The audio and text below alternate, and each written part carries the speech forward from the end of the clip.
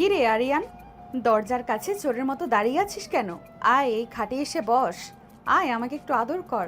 উফ, তোর আদর খাবার জন্য মনটা কেমন কেমন করছে। তিথি আপু, আমি আমি আজ পাশের ঘরে গিয়ে ঘুমাতে পারি? আমার খুব ভয় লাগছে। তিথি আপু, খবরদার আরিয়ান, আমি এখন তোর বউ। এই বাসর ঘরে আপু ডাকলে তোর জিভ ছিঁড়ে দেব। আয় বলছি আমার কাছে। না, আমি আসবো না।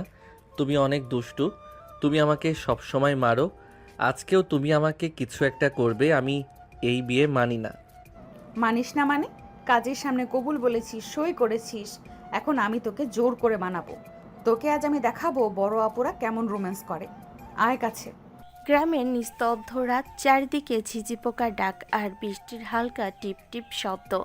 আরিয়ানার ঘরের ভেতরটা আজ রজনীগন্ধা তীব্র গন্ধে মোমো করছে, কিন্তু সেই গন্ধ আরিয়ানের নাকে বিষের মতো লাগছে। 18 বছরের এই কিশোর আজ এক ঝড়ের কবলে পড়েছে।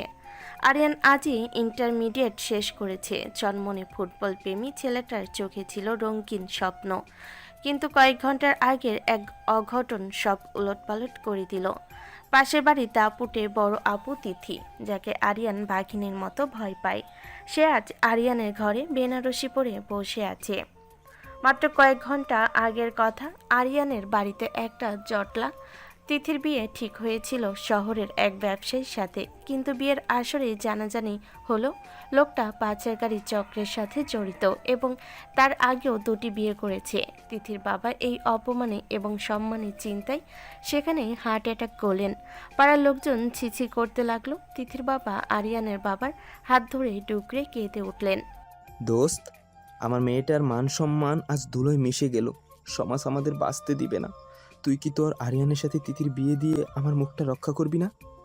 আরিয়ানের বাবা এই আবেগ ঘন অনুরোধ ফেলতে পারলেন না। আরিয়ানকে ডাকা হলো। আরিয়ান তো শুনেই আকাশ থেকে পড়ল। তিথি আপু, সে তো তার চেয়ে 6 বছরের বড়। সবসময় আরিয়ানের কানে চিমটি কাটা আর ধমক দেওয়া ছিল তার কাজ।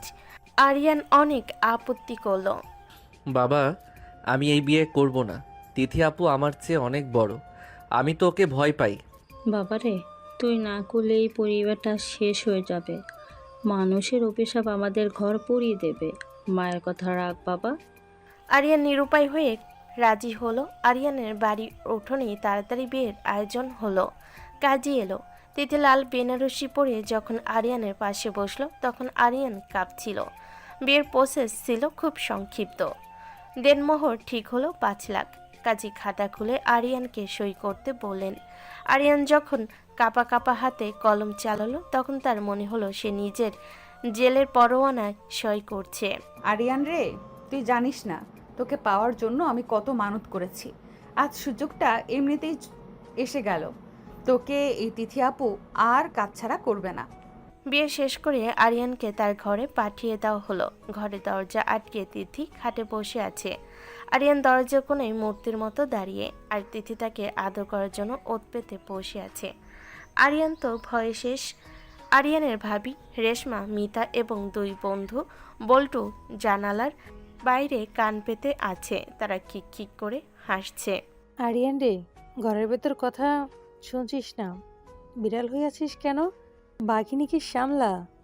তিথি আপু, আমাদের আরিয়ান ভাই তো এখনো দুধের বাচ্চা, একটু দয়া করো কিন্তু। বন্ধু আরিয়ান, বাসরাতে সাহস হারাস না, যদিও প্রতিপক্ষ অনেক পাওয়ারফুল। কি রে আরিয়ান, খাটের তলে লুকিয়ে নাকি? শব্দ পাচ্ছি না কেন?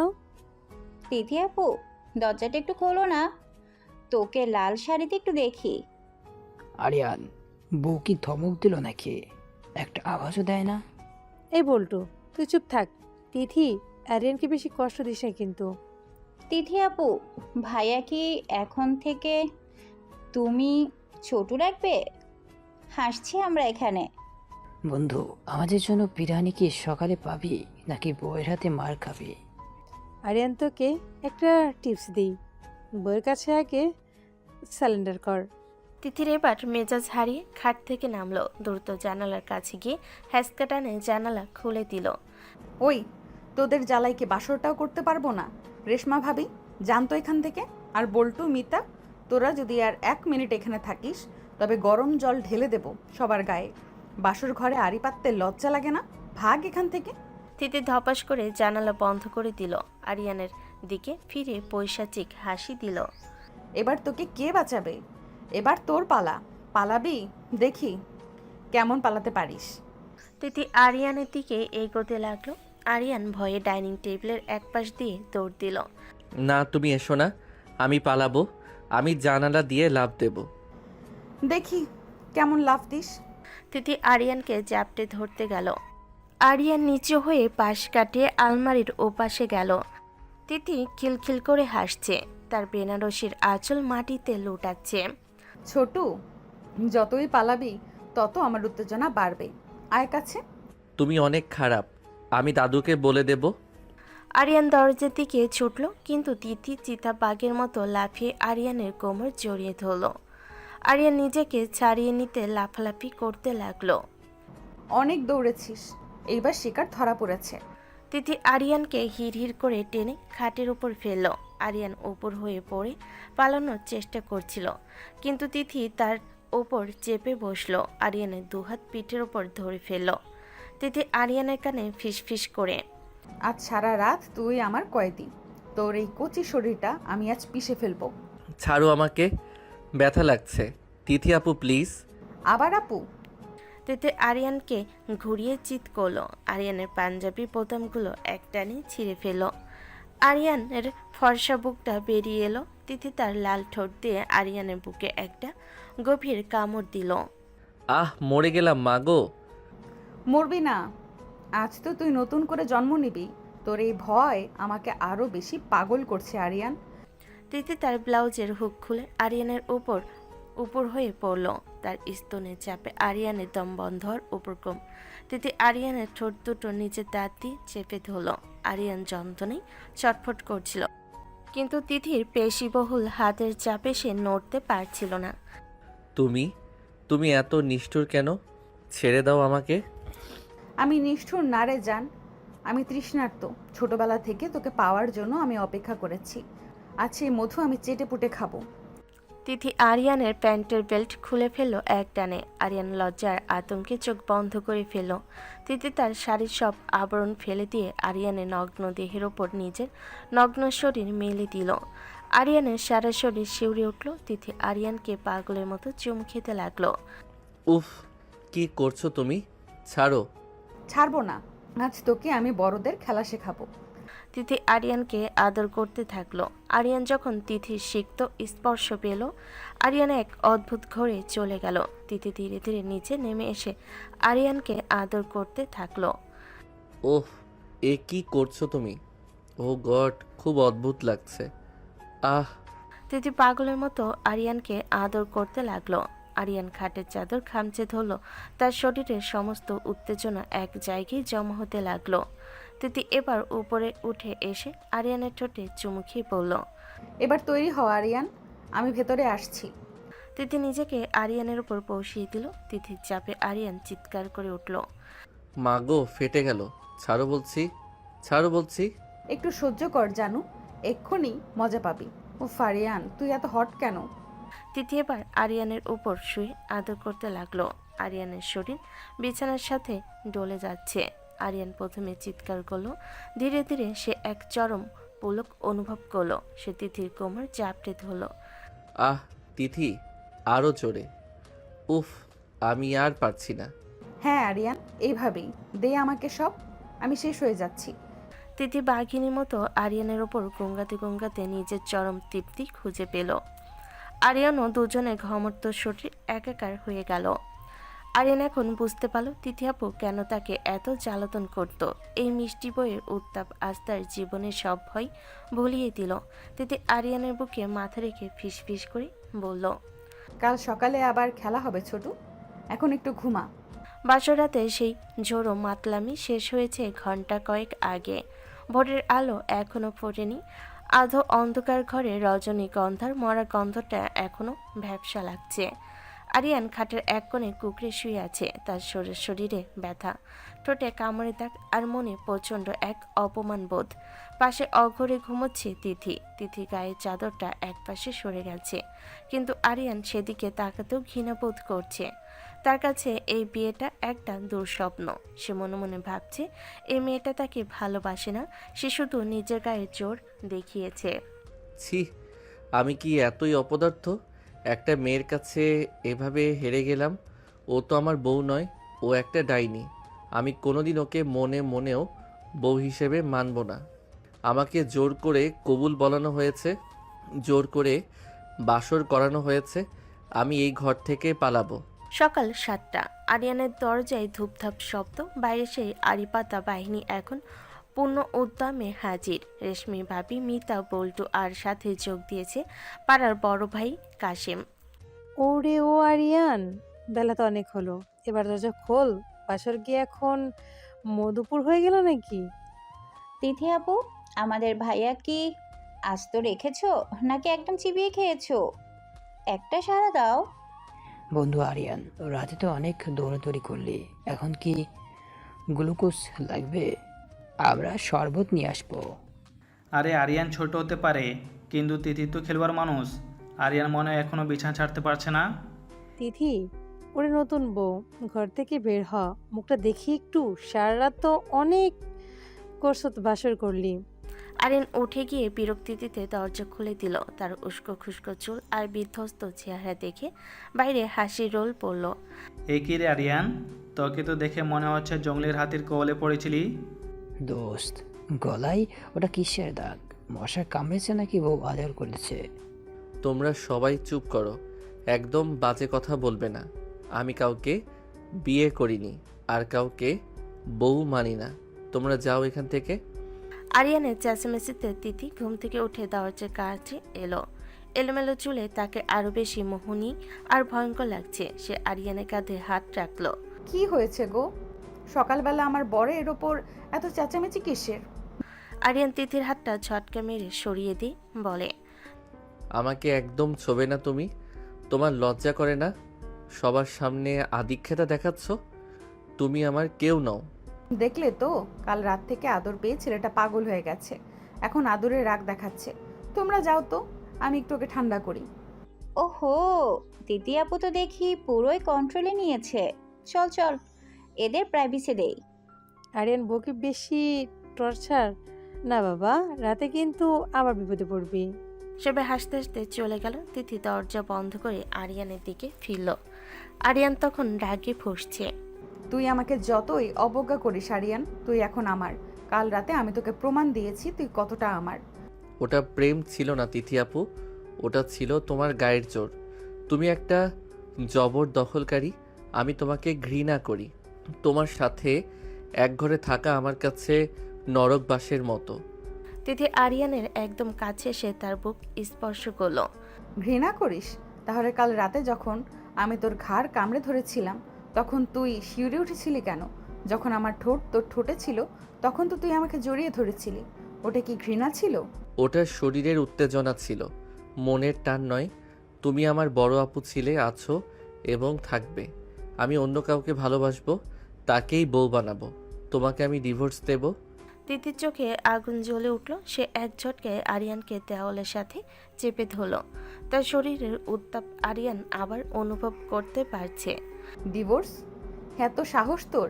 এই ঘরে একবার যখন ঢুকেছিস, বের হওয়ার রাস্তা আমি বন্ধ করে দিয়েছি। তুই আমার ছোট, তুই আমার খেলনা। আমি তোকে যেইভাবে ইচ্ছে ব্যবহার করব। তুই না বললেও আমি জোর করে তোকে আমার কাছে টানবো। তিথি আর কথা না বলে বেরিয়ে পড়ল। দুপুরে খাবার টেবিলে আরিয়ানের মা সবিতা বেগম আরিয়ানকে আদর করে খাওয়াতে বসালেন। পাশে তিথি বসে আছে লক্ষ্মী বইয়ের মতো। আরিয়ান বাবা, রাগ করিস না। তিথি খুব ভালো মেয়ে, তোদের সংসারটা সুখের হবে। মা, তুমি জানো না ও কতটা খারাপ। ও আমাকে সারা রাত। তিথি আরিয়ানের মুখে একটা রসগোল্লা গুজে দিয়ে বলে, মা, ও আসলে বলতে চাইছে সারা রাত আমরা কত গল্প করেছি। ও একটু লাজুক তো, তাই গুছিয়ে বলতে পারছে না, তাই না আরিয়ান? আরিয়ান রসগোল্লাটা মুখ থেকে ফেলে দিয়ে টেবিল থেকে উঠে গেল। তিথি মুচকি এসে আরিয়ানের পাতের বাকি খাবারগুলো নিজের পাতে নিয়ে খেতে শুরু করলো। আরিয়ান বিকালে ছাদে গিয়ে বসেছিল। তার বন্ধুরা বিল্টু, পিয়াল আর শান্ত সেখানে এলো। কিরে দোস্ত, বইয়ের ভয়ে ছাদে পালিয়েছিস? তিথি আপু তো হেভি মাল, তোকে তো কবজাই করে নিয়েছে একদম। আমাদের টিপস দিস তো ভাই। তোরা তো আমার বন্ধু, তোরা অন্তত বোঝ আমি খুব কষ্টে আছি। আমি ওকে চাই না, ও আমাকে জোর করে আটকে রেখেছে। ঠিক তখনই তিথি ছাদে এলো এক ট্রে চা আর বিস্কিট নিয়ে। সে এসে আরিয়ানের পাশ ঘেঁষে বসলো। বন্ধুরা, তোমাদের বন্ধু তো খুব লাজুক। এই যে কাল রাতে ও আমাকে কতবার বলেছে আমি নাকি খুব সুন্দরী। আমি কখন বললাম? মিথ্যেবাদী মেয়ে একটা। তিথি বন্ধুদের দিকে তাকিয়ে চোখ টিপে। দেখেছো, এখন অস্বীকার করছে। লজ্জায় লাল হয়ে যাচ্ছে আমার রাজপুত্র। তোমরা চা খাও, আমি আরিয়ানকে একটু নিচে নিয়ে যাই, ওর মালিশ দরকার, কাল অনেক ধকল গেছে তো। যা দোস্ত, বইয়ের সেবা নেই, আমরা চললাম। রাত হলো, আকাশের বুকে মেঘের ঘন ঘটা আর ঝিঝি পোকার ডাক চাপিয়ে আরিয়ানের বুকের ভেতরটা যেন ড্রামের মতো বাজতে শুরু করলো। ঘরের ভেতর রজনীগন্ধার সেই কড়া মিষ্টি গন্ধটা এখন তার কাছে ঘাম আর কামনার এক অদ্ভুত মিশ্রণ মনে হচ্ছে। আরিয়ানা সিদ্ধান্ত নিয়েছে সে কিছুতেই হার মানবে না। সে খাটের এক কোণায় বালিশের দুর্গ বানিয়ে বসে আছে। তিথি আলমারির থেকে পাতলা একটা সিল্কের নাইটি বের করতেই মুচকি হাসলো। সে আরিয়ানের দিকে তাকিয়ে এক অদ্ভুত দৃষ্টিতে তাকালো। কি রে ছোট, ওভাবে বালিশ নিয়ে কেল্লা বানিয়ে বসে আছিস কেন? ভাবছি সেই তুলোর বালিশ তোকে আমার হাত থেকে বাঁচাবে। আরিয়ান বালিশটা আরো শক্ত করে জড়িয়ে ধরে। দেখো তিথি আপু, কাল রাতের ঘটনাটা ছিল একটা অ্যাক্সিডেন্ট। আমি ওটা ভুলে যেতে চাই। তুমি আজ ওই সোফায় শোবে আর আমি এখানে। আমাকে একদম টাচ করবে না বলে দিচ্ছি। তিথি নাইটিটা পরে আরিয়ানের সামনে দাঁড়িয়ে নিজের ভেজা চুলগুলো ছাড়লো। সে আরিয়ানের ভয়র্ত মুখ দেখে বেশ মজা পাচ্ছে। বাপ রে, চুনোপুটির তো দেখি খুব সাহস। বিয়ের 24 ঘন্টা পার হতে না হতেই বউকে সোফায় পাঠাচ্ছিস। আর কি যেন বললি, আপু? তিথি ধীরে ধীরে পা টিপে টিপে খাটের দিকে এগিয়ে এলো। তার পরনে নীল পাতলা নাইটিটা শরীরের সাথে লেপ্টে আছে। আরিয়ান ঢোক গেল। সে তাকাতে চাইছে না, কিন্তু তার চোখ অবাধ্য হয়ে তিথির উন্মুক্ত শরীর আর গলা সেই কালকের লাল দাগটার দিকে চলে যাচ্ছে। তুমি কাছে আসছো কেন? আমি চিৎকার করব কিন্তু। মা বাবা পাশের ঘরেই আছেন। চিৎকার করবি? কর না, মা বাবা শুনলে খুশি হবেন যে তাদের ছেলে বাসর রাতের পর দ্বিতীয় রাতেও খুব অ্যাক্টিভ। ভাবি আর মিতারা তো দরজার বাইরেই কান পেতে আছে হয়তো। তুই চিৎকার করলে ওরা ভাববে আমি বুঝি তোকে আদর করে মেরে ফেলছি। ঠিক তখনই জানালার ওপাশ থেকে মিতার ফিসফিসানি শোনা গেল। ওরে আরিয়ান ভাইয়া, এখনো লড়াই শুরু করনি? তিথি আপু, আমরা কিন্তু স্কোর বোর্ড নিয়ে বসে আছি। দোস্ত, আজ রাতে কি হাফ সেঞ্চুরি হবে নাকি আবার ক্লিন বোর্ড? তোরা যা এখান থেকে, তোদের কোনো কাজ নেই। তিথি খাটের উপর উঠে বসলো। সে আরিয়ানের খুব কাছে গিয়ে বসলো। ওদের কথা বাদ দে, ওরা তো বিনোদন চায় আর আমি চাই তোকে। তিথি হুট করে আরিয়ানের হাতের বালিশটা কেড়ে নিয়ে মেঝেতে ছুঁড়ে ফেলে দিল। আরিয়ান পালানোর চেষ্টা করতে তিথি তার লুঙ্গির কোনা খপ করে ধরে ফেল। আরে আরে লুঙ্গি ছাড়ো, ছি, তুমি কি রকমের মেয়ে, সম্মান নেই তোমার। তিথি টান দিয়ে আরিয়ানকে নিজে বুকের উপর ফেলে দিল। আরিয়ান তার শরীরে চাপে একদম থমকে গেল। বউয়ের কাছে স্বামীর আবার লজ্জা কিসের রে বলত? তুই যত বেশি বাধা দিবি আমাকে তত বেশি নেশা লাগবে। কাল রাতে তো মাত্র শুরু ছিল, আজ তোকে আমি আসল রোম্যান্স শেখাবো। আমি শিখতে চাই না, আমি পড়তে চাই, আমি বড় হতে চাই। আমাকে ছেড়ে দাও। তিথি আরিয়ানের ঘাড়ের কাছে মুখ নিয়ে তপ্ত নিঃশ্বাস ফেল। আরিয়ান শিউরে উঠল। পড়বি তো বটেই, আজ আমি তোকে শরীর তত্ত্ব পড়াবো। প্র্যাকটিক্যাল ক্লাস হবে ছোটু। তিথি আরিয়ানের গেঞ্জির ভিতর হাত ঢুকিয়ে তার পিঠে নখ দিয়ে হালকা করে আঁচড় কাটল। আরিয়ান এক অদ্ভুত ঘোরের মধ্যে তলিয়ে যেতে শুরু করলো। বল, তুই কি আমাকে একটুও চাস না? তোর শরীর তো বলছে অন্য কথা। দেখ তোর হার্টবিট কেমন পাগলের মতো লাফাচ্ছে। ওটা ভয়ের চোটে, তুমি আমাকে ভয় দেখাচ্ছ। ভয়? আচ্ছা, তবে এই ভয়টা উপভোগ কর। তিথি এবার আরিয়ানকে বিছানায় শুইয়ে দিয়ে তার উপর চড়ে বসলো। আরিয়ানের দুই হাত তার মাথার উপরে চেপে ধরলো। তুই আমাকে বউ মানবি না, তাই তো? আচ্ছা, মানতে হবে না, কিন্তু আমার এই আদরের অত্যাচার তোকে সহ্য করতেই হবে। তুই আমার আরিয়ান। তুমি ডাইনি। উফ, ছাড়ো, তোমার নখ লাগছে। এই ডাইনির বিষেই আজ তুই নীল হয়ে যাবি। তিথি আরিয়ানের ঠোঁটে এক দীর্ঘ এবং উগ্র চুম্বন শুরু করলো। আরিয়ান প্রথমে মুখ সরিয়ে নেওয়ার চেষ্টা করলো। তিথির জিভের কৌশলী ছোঁয়ায় সে অবশ হয়ে এলো। তিথি চুমু থামিয়ে আরিয়ানের গেঞ্জিটা টেনে খুলে ফেলল। তিথি প্লিজ, আমি পারবো না, আমি ছোট। তিথি নিজের নাইটির ফিতে খুলতে খুলতে আরো উত্তেজিত হয়ে উঠল। ছেলেরাই তো বেশি এনার্জি রাখে। আজ আমি তোকে ছাড়বো না যতক্ষণ না তুই বউ বলে চিৎকার করবি। তিথি তার নাইটিটা গা থেকে সরিয়ে দিল। আরিয়ানের চোখের সামনে এক পূর্ণ যৌবনা নারী। আরিয়ান চোখ বন্ধ করে ফেলল, কিন্তু তিথি তার চিবুক ধরে মুখটা নিচের দিকে ফেরালো। চোখ বন্ধ করিস কেন? দেখ আমাকে, তোর এই বড় আপুটাই এখন তোর সব। তিথি আরিয়ানের উপর উপর হয়ে পড়ে তার সরাসরি জিভ দিয়ে সিক্ত করতে লাগলো। আরিয়ান এক অদ্ভুত কামনার জ্বালায় ছটফট করতে লাগলো। তিথি এবার আরো নিচে নেমে এলো। সে আরিয়ানকে জড়িয়ে ধরে খামচাতে লাগলো। উফ, ওটা কি করছো? আহ, লাগছে। ভালো লাগছে? তবে আরো ভালো লাগবে। তিথি আরো ব্যাকুল হয়ে আদর করতে থাকলো। আরিয়ান বিছানার চাদর খামচে ধরল। তার শরীরের প্রতিটি কোষে এক তীব্র শিহরণ বয়ে গেল। তিথি, উফ, আরো আরো জোরে, আমি মরে যাব। মরবি কেন? এখন তো আসল সুখ বাকি। তিথি এবার নিজেকে আরিয়ানের উপর শুয়ে পড়ল। আহ, ওরে বাবারে। তিথি ঘামতে ঘামতে আদর করতে থাকলো। তার শরীরের প্রতিটি গতি আরিয়ানকে এক চরম শিখরে দিকে নিয়ে যাচ্ছে। সহ্য কর আরিয়ান। উফ, তুই এত হট কেন? ও, আজ তোকে আমি শেষ করে দেব। তিথি, ও বউ, আমার সোনা বউ, আরো জোরে, আমি আর পারছি না। উফ। তিথি এবার বাঘিনীর মতো গর্জন করতে করতে আরিয়ানের উপর নিজের শরীরের সবটুকু শক্তি উজাড় করে দিল। আরিয়ানও তার কোমরের তাল মিলিয়ে তিথিকে সঙ্গ দিতে লাগলো। বল আমি কে? বল, তুই আমাকে বউ হিসেবে মানিস? হ্যাঁ, তুমি আমার বউ, তুমি আমার সব। উফ তিথি। আরিয়ান তিথিকে জড়িয়ে ধরল শক্ত করে। তিথিও এক চরম অতৃপ্ত তৃপ্তিতে আরিয়ানের বুকের ওপর এলিয়ে পড়ল। দুজনের ঘমত্ব শরীর তখন একাকার। আরিয়ান দেখল তিথির চোখে এক বিজয়ী হাসি। কিরে ছোটু, পালাবি আর? কোথায় পালাবো? তোমার এই মরণ ফাঁদ থেকে পালানোর সাধ্যকার। তুমি আসলেই একটা ডাইনি বউ।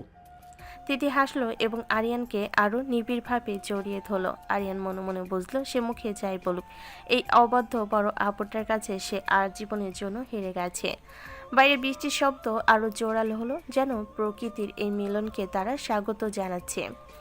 ভোরের নরম আলো আরিয়ানের মুখে এসে পড়েছে, কিন্তু তার শরীর যেন খাটের সাথে লেপ্টে আছে। গত রাতে সেই ম্যারাথন লড়াইয়ের পর তার কোমরের হাড়গুলো মনে হচ্ছে কেউ খুলে আবার ভুলবশত জোড়া দিয়েছে। আরিয়ান চোখ খুলতেই দেখলো তিথি তার বুকের ওপর কোণে ভর দিয়ে শুয়ে এক মনে তার মুখ দেখছে। তিথির চুলগুলো আরিয়ানের নাকে সুরসুরি দিচ্ছে। কিরে ছোটু, ঘুম ভাঙলো নাকি আরো এক রাউন্ড আদর খাবি? কাল তো খুব বড় বড় কথা বলছিলি, এখন দেখি চোখ মেলাতেও কষ্ট হচ্ছে।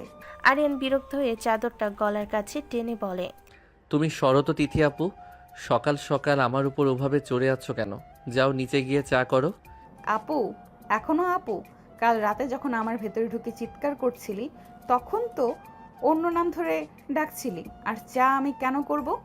আজ থেকে তুই আমার জন্য চা করবি। মনে রাখিস, তুই এখন বিবাহিত পুরুষ আর আমি তোর বস। বিয়ের পর বউই বস বাড়ির। তিথি হুট করে চাদর একটানে সরিয়ে দিল। আরিয়ান দেখলো সে একদম বিবস্ত, শুধু একটা গামছা কোনো মতে পেঁচানো। তিথি তার শাড়ির আঁচলটা ঠিক করতে করতে আলমারি থেকে আরিয়ানের একটা জিন্স আর টি শার্ট বের করলো। এই নে, এগুলো পর। আজ থেকে বাড়িতে লুঙ্গি পরা নিষেধ। কেন? আমার বাড়িতে আমি যা খুশি পরবো, লুঙ্গি আরাম। তিথি আরিয়ানের একদম কাছে এসে তার গলা সেই কালকের কামড়ে তাকে আঙ্গুল বুলিয়ে বলে, লুঙ্গি পরলে আমার খুব সুবিধা হয় রে আরিয়ান, যখন তখন হরকতে ইচ্ছে করে। তুই যদি নিজেকে সামলাতে চাস তবে প্যান্ট পর, না হলে কিন্তু এক্ষুনি আবার শুরু করব। তুমি একটা আস্ত জানোয়ার, লজ্জা শরম কিচ্ছু নেই তোমার। আমার লজ্জা দিয়ে কি হবে? তুই লজ্জা পেলেই তো আমার মজা। যা এবার বাথরুমে গিয়ে ফ্রেশ হয়ে আয়। দেরি করলে কিন্তু আমি গিয়ে তোকে নগ্ন করে গোসল করিয়ে দিব। আরিয়ান আতঙ্কে দ্রুত প্যান্ট টেনে নিয়ে বলে। আরিয়ান কোনো মতে নিজেকে গুছিয়ে নিয়ে ঘর থেকে বের হলো। উঠোনে পা রাখতেই সে দেখলো মিতা, রেশমা ভাবি আর কাশিম ভাই গোল হয়ে বসে চা খাচ্ছে। আরিয়ানকে দেখে সবার হাসি যেন বাঁধ মানল। ওরে ও আরিয়ান, আয় বাবায়, তোকে দেখে মনে হচ্ছে আজ সকালে এক পয়া ওজন কমে গেছে। কি রে, রাতে কি খুব খাটুনি গেছে? আরে ভাবি, আরিয়ান ছোট হতে পারে, কিন্তু ওর স্টিমিনা তো দেখছি অনেক দুর্দান্ত। সারা রাত খাটের পায়ে নড়ার শব্দে আমাদের পাড়ার কুকুরগুলো পর্যন্ত ভয় পেয়ে গেছিল। আরিয়ান ভাইয়া, তোমার গলা ওটা কি মশার কামড়, নাকি তিথি আপু তোমার গলায় নিজের মালিকানা সিল মেরে দিয়েছে? তোমরা সবাই কি শুরু করেছো? কারো কি কোনো কাজ নেই? আমি মশার কামড় খাই আর বাঘের কামড় খাই, তাতে তোমাদের কি? ঠিক তখন তিথি হাতে এক বালতি ভেজা কাপড় নিয়ে বিদর্পে বেরিয়ে এলো, তার চোখের চাহনিতে একটা দাপট। কি গো কাশেম ভাই, রেশমা ভাবি, আমার বরকে নিয়ে খুব হাসাহাসি হচ্ছে। কাল রাতে আমরা কি করেছি না করেছি সেটা আমাদের ব্যাপার। আর মিতা, তোর যদি এতই আগ্রহ থাকে তবে তোকেও একটা ছোট দেখে বর জোগাড় করে দিই। না না না তিথি, আমরা তো এমনি একটু মজা করছিলাম। মজা করো, কিন্তু সীমার মধ্যে। আর আরিয়ান, এই নে এই ভেজা লুঙ্গিটা আর আমার এই ছায়াটা নিয়ে তারে মেলে দিয়ে আয়। তিথি গলা স্বর নিচু করে আরিয়ানের কানে কাছে গিয়ে বলে, যদি না মেলিস তবে কাল রাতে সেই ভিডিওটা কিন্তু ল্যাপটপ থেকে মিতার ফোনে পাঠিয়ে দিব, যেখানে তুই আমার পা জড়িয়ে ধরে বলছিলি। আর একটু করো তিথি বউ। তুমি ওটা ভিডিও করেছো? তুমি কতটা নীচ! নিচ হতে পারলেই তো তোকে উঁচুতে তোলা যায়। যা কাজ কর। আরিয়ান বাধ্য হয়ে সবার সামনে দাঁতে দাঁত চেপে তিথির ছায়া আর নিজের লুঙ্গি তারে মেলতে শুরু করলো। তিথি, মিতা আর রেশমা ভাবি হাত দিয়ে মুখ চেপে হাসতে লাগলো। আরিয়ান মনে মনে ভাবলো, এই অপমানের বদলা আমি নেবই।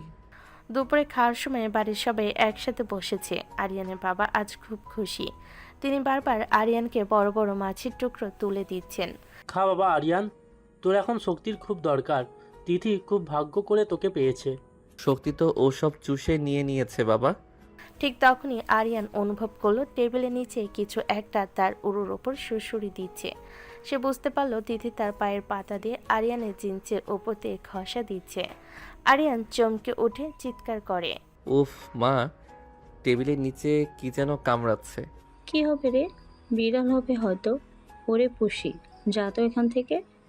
মা, আসলে আরিয়ান একটু বেশিই পিচ্ছি। ও হয়তো নতুন বিয়ের আমেজটা এখনো নিতে পারছে না। আরিয়ান, ডালটা দেবো? তিথি ডাল দেওয়ার ওসিলায় টেবিলের উপর দিয়ে আরিয়ানের হাত খামচে ধরলো। তার বড় বড় নখ আরিয়ানের চামড়ায় বসে গেল। আরিয়ান যন্ত্রণায় কুকড়ে গেল, কিন্তু সবার সামনে কিছু বলতে পারল না। তিথি নিচু স্বরে শুধু আরিয়ানকে শুনিয়ে বলে, আজ রাতে কিন্তু এর চেয়েও বেশি কামড় খাবি, তৈরি থাকিস। বিকেলে আরিয়ানের দুই বন্ধু বল্টু আর শান্ত ডাকতে এলো মাঠে ফুটবল খেলার জন্য। দোস্ত আরিয়ান, চল মাঠে যাই, আজ বড় ম্যাচ আছে। আরিয়ান খুশিতে লাফিয়ে উঠল। হ্যাঁ চলো চলো, আমি আসছি। আরিয়ান ঘর থেকে বের হতে যাবে অমনি তিথি এক ধামা শাক নিয়ে বারান্দায় এসে বসলো। কোথায় যাওয়া হচ্ছে শুনি? মাঠে যাচ্ছি ফুটবল খেলতে। ফুটবল তো কাল রাতে সারা রাত খেলেছো, এখন ঘরে বসো। এই শাকগুলো বেছে দাও, আজ রাতে আমরা শাক দিয়ে ভাত খাবো। আমি কি শাক বাছার লোক? আমি ফুটবলার, বন্ধুরা ডাকছে। আরিয়ান, আমি যদি একবার উঠি তবে তোর বন্ধুদের সামনেই তোকে কোলে তুলে ঘরে নিয়ে যাব। Choice is yours. কি বললি টিথু আপু, আরিয়ানকে কোলে তুলবে?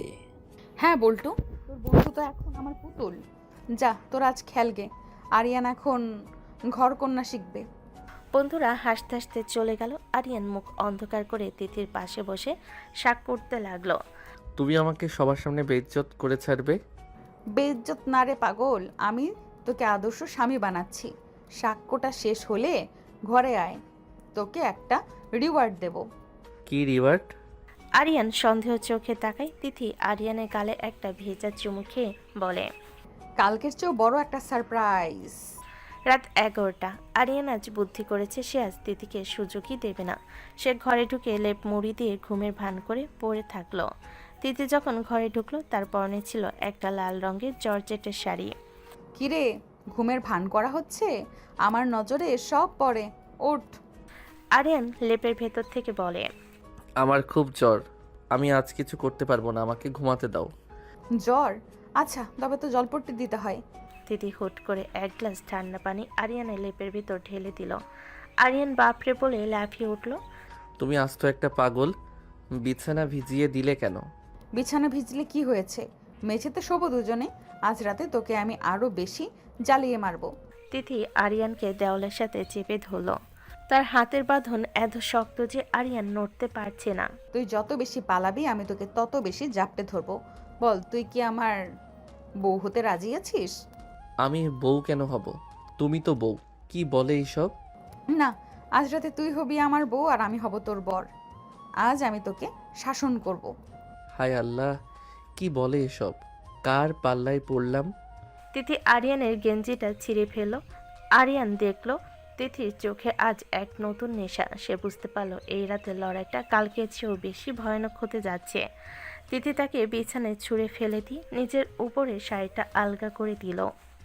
তৈরি হও আরিয়ান, আজ রাতে এই ডাইনি তোকে পুরো গিলে খাবে।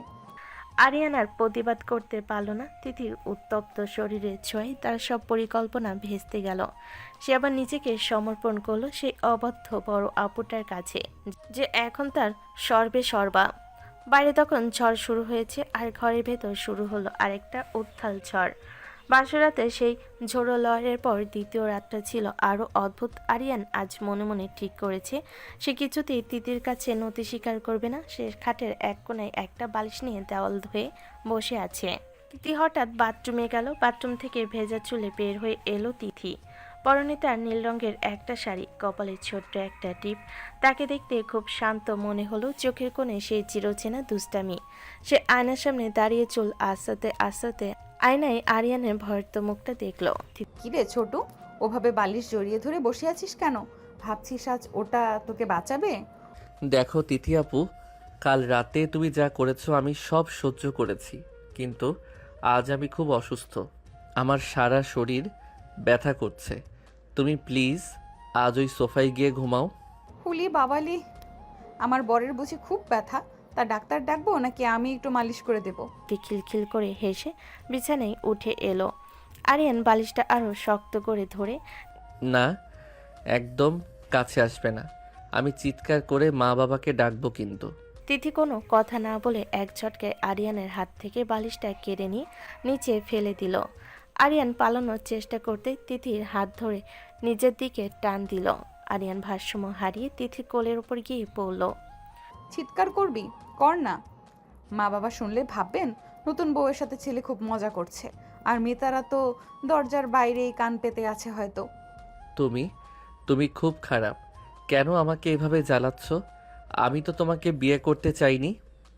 তিথি আরিয়ানের গালে হালকা করে একটা চিমটি কেটে বলে, তুই চাসনি তাতে কি, আমি তো চেয়েছি। আর এখন যখন তুই আমার ঘরে, তখন তোকে আমার মনের মতো করেই চলতে হবে। তিথি আরিয়ানের খুব কাছে গিয়ে বসলো। আরিয়ান অস্বস্তিতে মুখ ফিরিয়ে নিল। তিথির গায়ের মিষ্টি সুগন্ধ তার চেতনাকে আচ্ছন্ন করে দিচ্ছে। তিথি আরিয়ানের ঘাড়ের কাছে ফিসফিস করে কিছু একটা বলল। উফ, ওভাবে সুরসুরি দিও না তো, ভালো লাগে না। ভালো লাগে না? তবে কাল রাতে কেন আমাকে জড়িয়ে ধরেছিলি? কেন বলেছিলি তিথি বউ আমাকে ছেড়ে যেও না? আমি ওসব কিছু বলিনি, তুমি মিথ্যে বলছো। তিথি এবার আরিয়ানকে বিছানায় শুইয়ে দিয়ে তার উপর ঝুঁকে পড়ল। আরিয়ানের দুই হাত সে নিজের হাতের মুঠোয় শক্ত করে চেপে ধরল। আরিয়ান নড়াচড়া করার চেষ্টা করলো, কিন্তু তিথির শক্তির কাছে সে হার মানল। তুই যত বেশি না বলবি আমি তোকে তত জয় করতে তত বেশি ভালো লাগবে। তুই আমার ছোট, আমার লক্ষ্মী বর।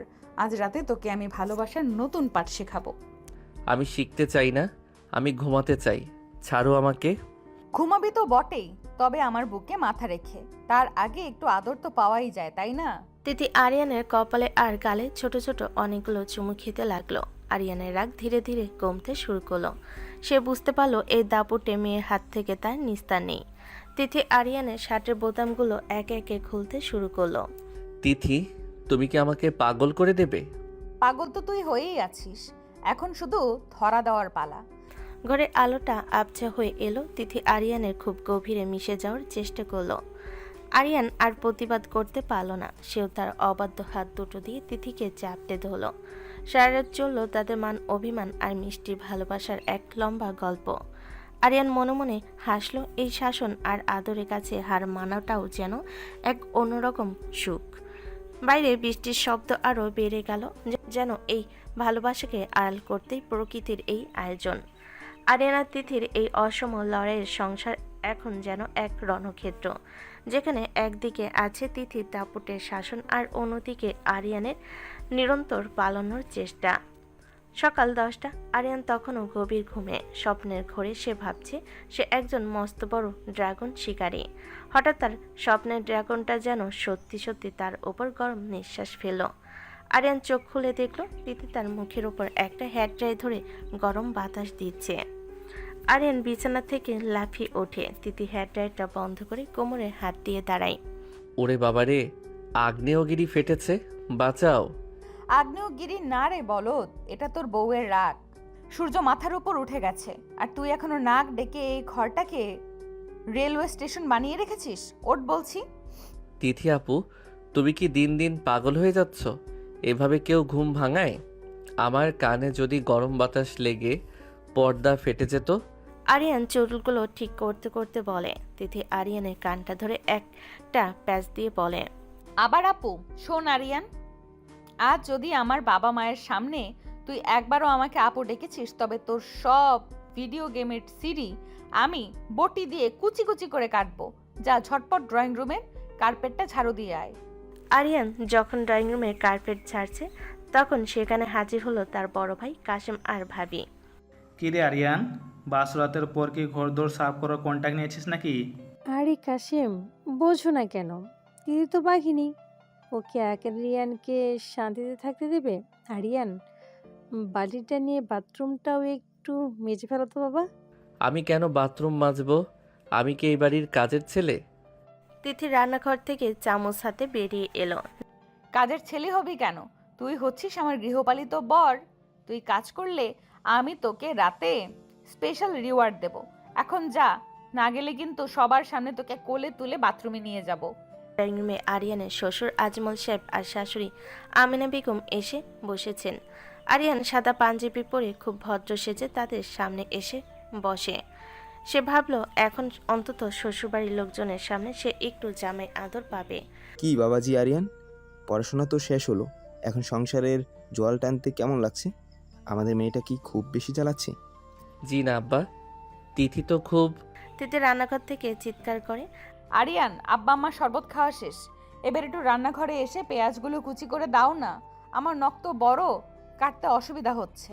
আজমল সাহেব চশমার উপর দিয়ে আরিয়ানের দিকে তাকালেন। আরিয়ানের বাবাও সেখানে বসেছিলেন। তিনি মুচকি হাসলেন। আরে বেআই সাহেব, আপনার মেয়ে তো আমার ছেলেকে একদম সোনার ছেলে বানিয়ে ফেলেছে। আরিয়ান, যা তো বাবা, তিথিকে একটু সাহায্য কর। তিথি, মেহমানের সামনে এসব কি? ইজ্জত তো সব শেষ।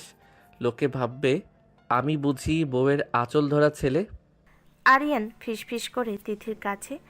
তিথি আরিয়ানের পাঞ্জাবির কলার ঠিক করে দিয়ে সবার সামনে বলে, আহা আরিয়ান, লজ্জা কিসের? আমার আব্বা আম্মা তো জানেই যে আমরা কাল রাতে কতটা ব্যস্ত ছিলাম। যাও পেঁয়াজ কাটো। এই মেয়ে মান সম্মান সব শেষ করে দেবে। আরিয়ান যখন রান্নাঘরে পেঁয়াজ কাটছে তখন মিতা আর বল্টু জানালার ওপাশে দাঁড়িয়ে খিলখিল করে হাসছে। মিতা এবার আরিয়ানকে আরও বেশি নাঝাল করার এক নতুন ফন্দি করলো। আরিয়ান ভাইয়া, তিথি আপু ডাকছে, বলছে উপরে নাকি একটা ইঁদুর মরে পড়ে আছে, ওটা তোমাকে সরাতে হবে, না সরালে নাকি তিথি আপু আজ রাতে তোমার সাথে এক বিছানায় শুবে না। ইঁদুর সরাবো? আমি কি ম্যাথন নাকি? আমি যাব না। বল্টু, তুই আমার বন্ধু না? তুই একটু সরিয়ে দে না। দোস্ত, বউ তো তোর, ইঁদুর সরাব আমি। তিথু আপু যদি শোনে আমি ওটা সরিয়েছি তবে তো আমাকেও ঘর মোছাতে পাঠাবে। আরিয়ান, আমি কি আসবো ওই ইঁদুরটা নিয়ে তোমার পাঞ্জাবির পকেটে ঢুকিয়ে দিতে? 3 গুনবো, 1 2। 3 বলার আগেই আরিয়ান ইঁদুর সরাতে ছুটল। বুলটু আর মিতা তখন মেঝেতে গড়াগড়ি খেয়ে হাসছে। কাশেম ভাই পাশ দিয়ে যাচ্ছিলেন, তিনি বললেন, আরিয়ান রে, তোর বাসরাতের চেয়ে বাসে বিয়ের খাটনি দেখছি বেশি। দুপুরে খাওয়ার টেবিলে রাজকীয় আয়োজন, ইলিশ মাছ, খাসির মাংস সবই আছে। আরিয়ানের শাশুড়ি খুব আদর করে আরিয়ানকে ইলিশের পেটি তুলে দিচ্ছেন। বাবা আরিয়ান, ইলিশ মাছটা খাও, খুব তাজা। তিথি আরিয়ানের পাতে এক গাদা তেতো করলা ভাজি আর করলার রস দিয়ে বলে, আম্মা, ইলিশ মাছ তো খাবেই, কিন্তু তার আগে এই করল্লাগুলো সবটুকু খেতে হবে। কাল রাতে তো খুব এনার্জি খরচ করেছো, আজ এটা খেলে মেজাজ ঠান্ডা থাকবে। আস্তাগফিরুল্লাহ, কি বলো এসব তিথি? আরিয়ান করলা চিবুতে চিবুতে তিথিকে মনে মনে জমের মতো গালি দিচ্ছে। আরিয়ান অনুভব করলো টেবিলের নিচে তিথি তার পায়ের পাতা দিয়ে আরিয়ানের উরুতে সুড়সুড়ি দিচ্ছে। আরিয়ান চমকে উঠে ইলিশের কাঁটা গলায় বিধিয়ে ফেলল। পানি পানি, উফ মরে গেলাম। ওমা, আমার বরটা দেখে করল্লা খেয়ে কুপোকাত। রাতে যখন আমি তোকে এর চাইতেও তেতো রোম্যান্স উপহার দিব, তখন কি করবি? তিথি আরিয়ানকে একটু কম জ্বালাও, ছেলেটা তো সুখী অর্ধেক হয়ে গেল। বিকেলে মেহমানরা একটু বিশ্রাম নিতে গেলে আরিয়ান চুপি চুপি ছাদের এক কোণে গিয়ে বসলো। সে ভাবলো এখন অন্তত একটু মুক্তি পাবে, কিন্তু তিথি সেখানেও হাজির, হাতে এক গ্লাস দুধ। কিরে ছোট, এখানে একা একা কি করছিস? আমার কথা কি খুব বেশি মনে পড়ছে? এই নে দুধটা খেয়ে নে, রাতে তো আবার ডিউটি আছে। একদম না, আমি ভাবছি কিভাবে এই জেলখানা থেকে পালানো যায়। তুমি আমাকে সবার সামনে হাসির পাত্র বানিয়েছো, আমি তোমাকে ডিভোর্স দেব। তিথি আরিয়ানের একদম কাছে এসে তার পাঞ্জাবির কলার ধরে নিজের দিকে টেনে বলে, ডিভোর্স? এত সাহস তোর? শোন আরিয়ান, তুই আমার মনের খাঁচায় বন্দি একটা পাখি। তুই ডানে যাবি তো আমি ডানে, বামে যাবি তো আমি বামে, আর ডিভোর্স দিলে আমি তোকে ধরে আবার বিয়ে করব। আরিয়ান তিথি কোমরে হাত রেখে কাছে টেনে নেয়। তাই বুঝি? তবে আমার একটা শর্ত আছে। আজ রাতে আমি তোমাকে শাসন করব। কাল রাতে তো তুমি আমাকে এক চুলও নড়তে দাওনি। আজ রাতে আমি হব বর, আর তুমি হবে আমার ছোট বউ। তিথি অবাক হয়, এই প্রথম আরিয়ান এভাবে বলে। সে মুচকি হেসে আরিয়ানের কানের লতিতে একটা কামড় দিয়ে বলে, আগে ঘর মোছা শেষ কর, তারপর দেখা যাবে। আজ রাতে যদি তুই আমাকে খুশি করতে পারিস তবে তোকে আমি একদিনের ছুটি দেব, আর যদি না পারিস তবে কাল তোকে শাড়ি পরিয়ে মেকআপ করিয়ে দেব।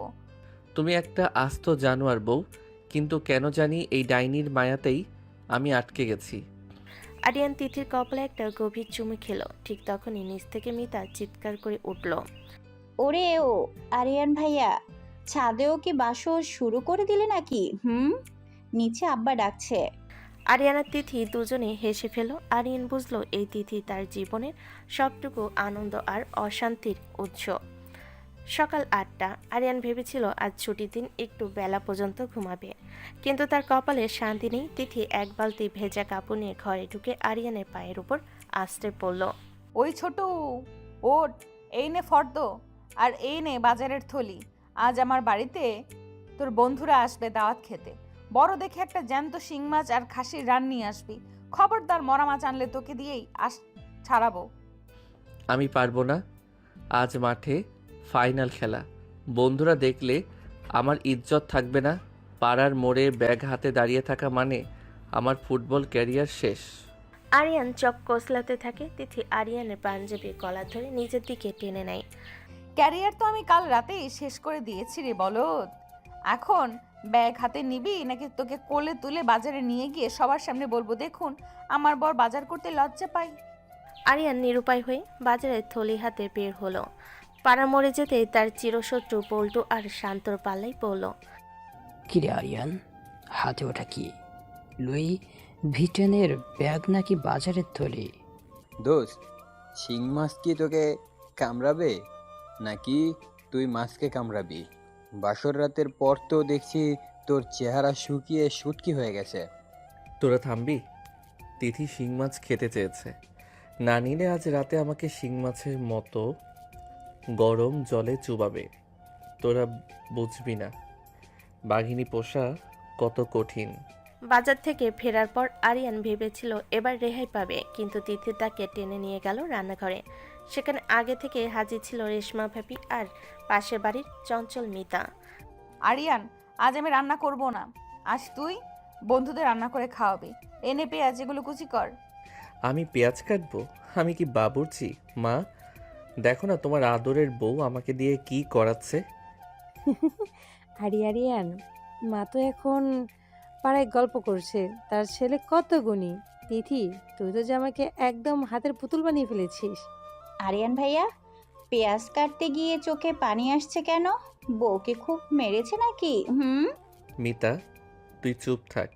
তিথি আপু থুরি, তিথি যে কি জিনিস তোরা জানিস না, ও মনে হয় গত জন্মে হিটলার ছিল। আরিয়ান চোখ মুছতে মুছতে অবস্থা খারাপ। তিথি আরিয়ানের কোমরে একটা গোলাপি রঙের অ্যাপ্রন পরিয়ে দিয়ে বলে, হিটলার কি তোকে আদর করতো? এই তো লক্ষ্মী ছেলের মতো পেঁয়াজ কাটছিস। শোন, লবণ কম হলে কিন্তু তোকে দিয়ে নুন চা খাওয়াবো। দুপুরবেলা আরিয়ানের বন্ধুরা খেতে এসেছে। তাদের সাথে হুট করে হাজির হলো আরিয়ানের স্কুল জীবনের ক্রাশ নীলা। নীলা আসতেই আরিয়ানের চোখে মুখে একটা অন্যরকম চনমনে ভাব চলে এলো। সে একটা ভাব নেওয়ার চেষ্টা করলো। আরিয়ান, তোমাকে তো চেনাই যাচ্ছে না। তুমি কি সত্যিই বিয়ে করে ফেলেছো? তাও আবার তোমার তিথি আপুকে? হ্যাঁ, মানে বড়দের কথা তো ফেলতে পারি না, তবে তিথি আমাকে খুব ভয় পায়। জানো তো, আমি যা বলি তাই হয়। তিথি তখন ট্রেতে করে খাবার নিয়ে আসছিল। আরিয়ানের কথা শুনে তার চোখের মনে স্থির হয়ে গেল। সে খুব শান্তভাবে নীলার পাশে এসে বসলো। ওমা নীলা, তুমি এসেছো? আরিয়ান ঠিকই বলেছে, আমি ওকে খুব ভয় পাই। তাই তো ওকে দিয়ে সকাল থেকে ঘর মুছিয়েছি, বাজার করিয়েছি, আর এখন রান্নাও করিয়েছি। আরিয়ান, যাও তো ডালটা নিয়ে আসো। ওরে আরিয়ান, তোর ভয় তো দেখি খুব মারাত্মক। নীলা দেখ, তোর ক্রাশ এখন পাতিলের ডাল ঘোরাচ্ছে। আরিয়ান, তুমি তো বলেছিলে তুমি বাঘ, এখন তো দেখছি তুমি বেড়াল। ও তো আমার পোষা বিড়াল নীলা। আমি যখন ডাক দেই মিউ, ও তখন সব কাজ ফেলে চলে আসে, তাই না আরিয়ান? তিথি আরিয়ানের কাঁধে হাত রেখে টিপে ধরে। আরিয়ান ব্যথায় কুকড়ে গিয়ে বলে, হ্যাঁ মানে, নীলা, ডালটা কিন্তু খুব টেস্টি হয়েছে, খেয়ে দেখো। সবে খেতে বসেছে। আরিয়ান নীলার পাশে চেয়ারে বসার চেষ্টা করতে তিথি তাকে টেনে নিজের পাশে বসালো। আরিয়ান, নীলা তো মেহমান, ওকে শান্ত খেতে দিক। তুই আমার পাশে বস, আমি তোকে নিজ হাতে খাইয়ে দেব। তিথি, বন্ধুদের সামনে এসব করো না, লোক হাসছে।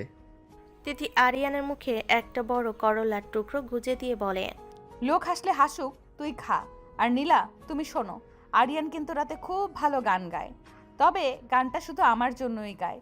কিরে আরিয়ান, গান শোনাবি নাকি? গান না, আমি আজ রাতে একটা বিপ্লব করব। রাত 12টা। বন্ধুরা বিদায় নিয়েছে। আরিয়ান ঘরে ঢুকে দরজা লাগিয়ে রাগে ফুঁসছে। সে আজ ঠিক করেছে তিথির সাথে কথা বলবে না। তিথি, তুমি আজ যা করেছো ওটা ঠিক হয়নি।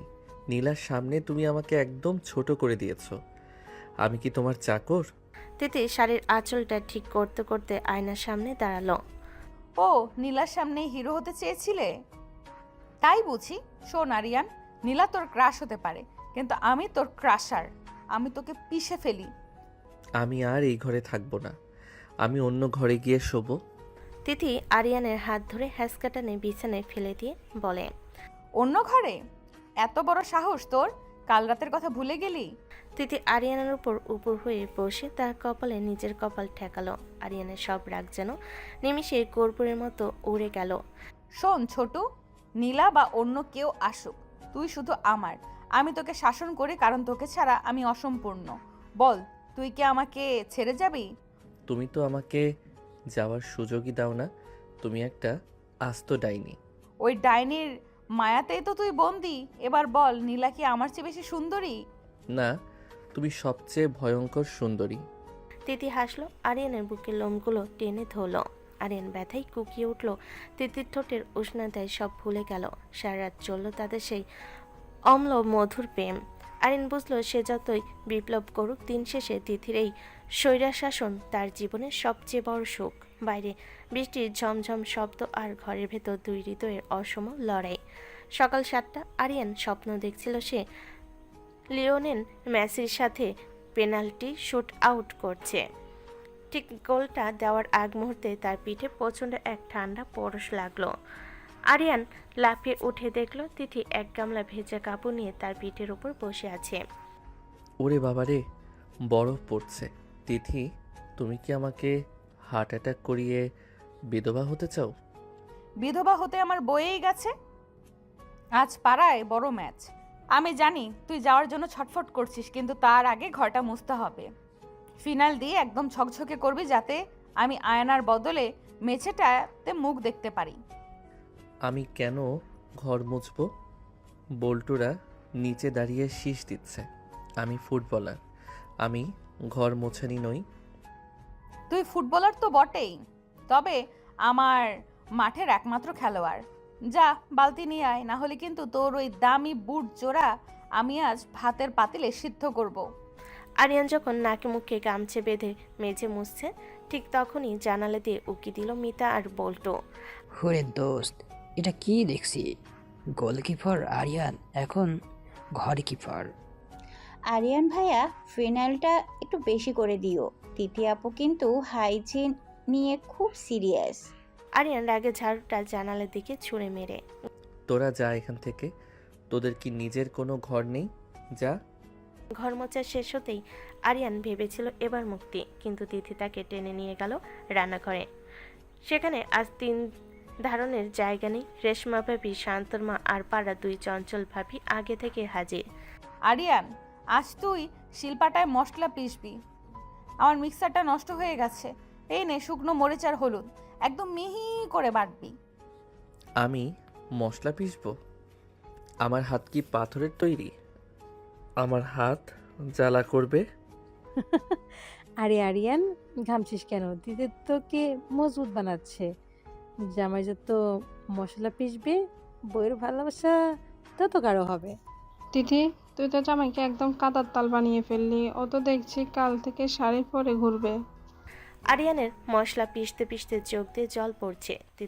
শাড়ি পরলে অন্তত ঘর মোছা থেকে তো বাঁচতাম। মা, দেখো তোমার আদরের পুত্রবধূ আমাকে দিয়ে কি করাচ্ছে। আরিয়ানের চোখের জল নিজের আঁচল দিয়ে মুছে দিয়ে বলে, আহা রে, আমার সোনা বরের বুঝে খুব কষ্ট হচ্ছে। ঠিক আছে, মশলা বাটা শেষ হলে তোকে আমি নিজের হাতে গোসল করিয়ে দিব, কেমন? তিথির এই ওভেন অফার শুনে উপস্থিত ভাবিদের মধ্যে হাসির রোল উঠল।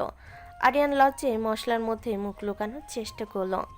বিকেলবেলা আরিয়ান অনেক অনুনয় বিনয় করে শেষমেশ মাঠে নামার অনুমতি পেয়েছে। আরিয়ানের দল বনাম বল্টুর দলের হাড্ডাহাড্ডি লড়াই। গ্যালারিতে পাড়ার সবাই উপস্থিত। হুট করে গ্যালারিতে আবির্ভাব ঘটল তিথির। পরনে লাল শাড়ি, চোখে কালো চশমা আর হাতে একটা বড় পানির বোতল। আরিয়ান, গোল না দিলে আজ রাতে কিন্তু তোকে বারান্দায় শুতে হবে, মনে রাখিস।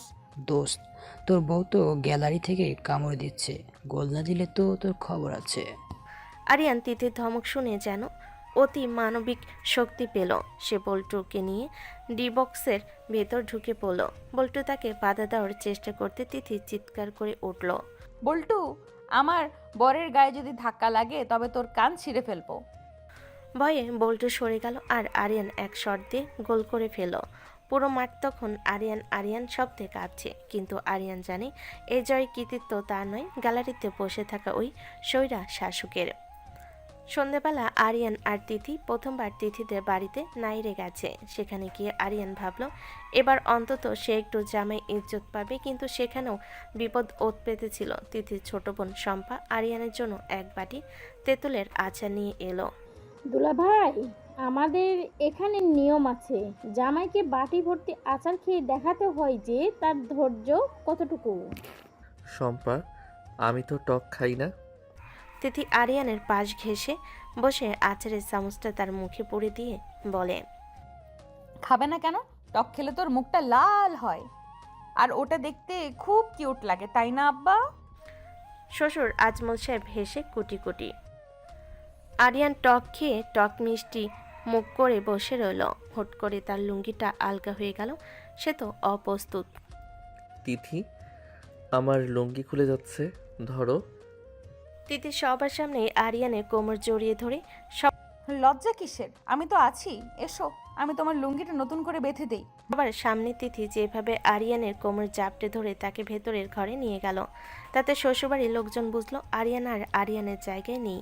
সে এখন তিথির সম্পূর্ণ সম্পত্তি। রাত তখন গভীর। আরিয়ান তিথির পুরনো ঘরের বিছানায় শুয়ে আছে। আজ খুব ক্লান্ত, কিন্তু তিথি তখনও আয়নার সামনে দাঁড়িয়ে নিজের সাজ খুলছে। তিথি, আজ আমাকে মাফ করে দাও। সারা দিন যে খাটনি গেছে আমি আর পারছি না। তিথি নাইটিটা গায়ে চাপতে চাপতে আরিয়ানের দিকে ফিরল। মাফ? আমার ডিকশনারিতে তো ওই শব্দটা নেই ছোটু। আজ তুই গোল দিয়েছিস, তার রিওয়ার্ড তো নিতেই হবে। আরিয়ান বিছানা থেকে নামার চেষ্টা করে। আমি রিওয়ার্ড চাই না, আমি ঘুমাতে চাই। তিথি এক ঝটকায় আরিয়ানকে বিছানায় আশ্রয় ফেলল। সে আরিয়ানের দুহাত নিজের মাথার উপর চেপে ধরে তার বুকের উপর চড়ে বসলো। আরিয়ানের গেঞ্জিটা সে দাঁত দিয়ে কামড়ে টেনে ধরল। পালাবি কোথায়? তুই আজ হিরো হয়েছিস পাড়ার সামনে, কিন্তু আমার সামনে তুই এখনো সেই ভেজা বেড়াল। বল, তুই কি আমার বাধ্য হবি না? তুমি তুমি একটা সর্বনাশী।